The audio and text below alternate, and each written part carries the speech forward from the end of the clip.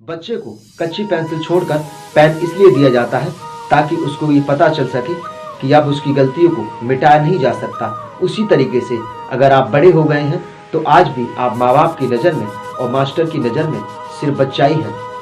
हमसे बड़े जो होते हैं उनकी इज्जत करना हमें बुरा नहीं लगना चाहिए, क्योंकि उनका जन्म हमसे पहले हुआ है, क्योंकि हमसे ज़्यादा अनुभव उनके पास है।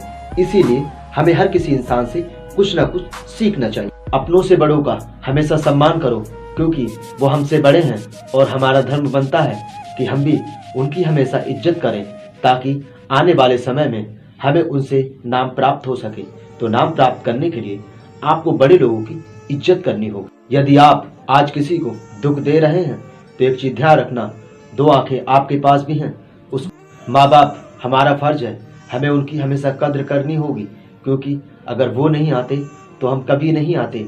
जैसे पेड़ में अगर जड़ नहीं होती तो पत्ते कहाँ से आ जाते। इस दुनिया में पूरा सुख चिंतक ये ब्रह्मांड है, ये दुनिया गोल है। इसको समझना बहुत ही मुश्किल है, लेकिन इसको समझने की आप कोशिश कीजिए। जहाँ तक आप जा रहे हैं वहाँ तक हर मंजिल आपकी सौमित होगी। कुछ कहानियाँ हम बनाते हैं, कुछ आप बनाते हैं, लेकिन वही चीज अगर कोई इंसान अलग बनाता है तो उसकी पहचान बहुत अच्छी होती है। आप समाज में एक अच्छी पहचान बनाइए। जरूरी ये नहीं कि आप घमंड करते हो तभी इंसान आपकी इज्जत करे। आप किसी से मोहब्बत से बातें करके देखिए। ऐसा नहीं कि आप किसी के सामने सर झुका रहे हैं। इज्जत देना कोई बुरी बात नहीं है, लेकिन किसी से गलत बोलना बुरा है और वो आपको दुख जरूर देगा। अपना वो नहीं होता जो सुख में काम आता है, अपना वो होता है जो हमारे दुख में काम आता है। दुख हर किसी पर आता है, तो एक चीज ध्यान रखना, आपको हर किसी के साथ अच्छा करना है, ताकि जीवन में हर इंसान आपको अच्छा। बुरे वक्त की पहचान ये हमें साबित करवाता है कि अपना कौन है और पराया कौन। आप तो अपने हैं, कभी आपके अपनों ने आपको अपना समझा? हमें कमेंट में जरूर बताएं।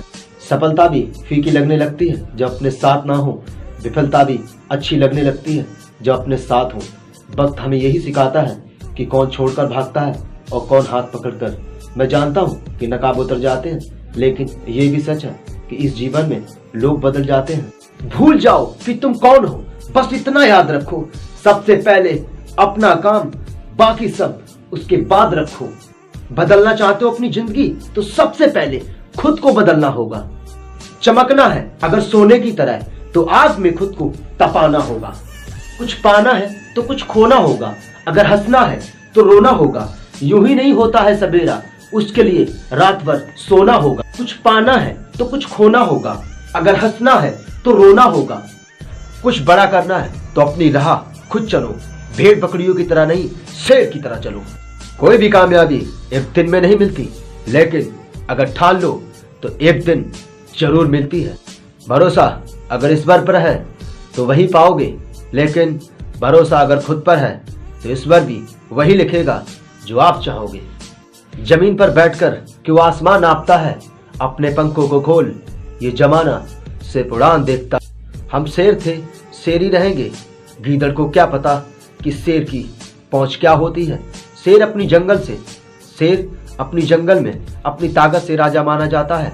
जंगल में कोई चुनाव नहीं होते। अगर कोई व्यक्ति अगर आपको अच्छा लगता है तो अच्छा वो नहीं, अच्छे आप हैं, क्योंकि आपके अंदर वो नजरिया है जिससे इंसान को आप अच्छा समझ सकते हैं और देख सकते हैं। तन से हारा हुआ इंसान एक बार जीत सकता है, लेकिन जो इंसान मन से हार गया उसे दुनिया की कोई भी ताकत जिता नहीं सकती। ये ध्यान रखना। राम को वनवास क्यों हुआ था? क्योंकि कैकेयी के साथ एक मंत्रा नाम की महिला थी, इसलिए उनको वनवास हुआ, क्योंकि वो चुगलखोर थी। इसी तरीके से आपके जीवन में अगर कोई मंत्राएं हैं तो उनको निकाल कर फेंक दो। यदि कोई इंसान अगर आज आपसे घमंड से बोल रहा है तो चार बातें उसकी सुन लेना, क्योंकि जो मजा बर्दाश्त में है वो बोलने में नहीं है। जहाँ पर आपसे चार बातें बोलता है वहाँ पर वो अपनी इज्जत खो रहा होता है और आपकी वहाँ पर इज्जत और ज़्यादा बढ़ जाती है।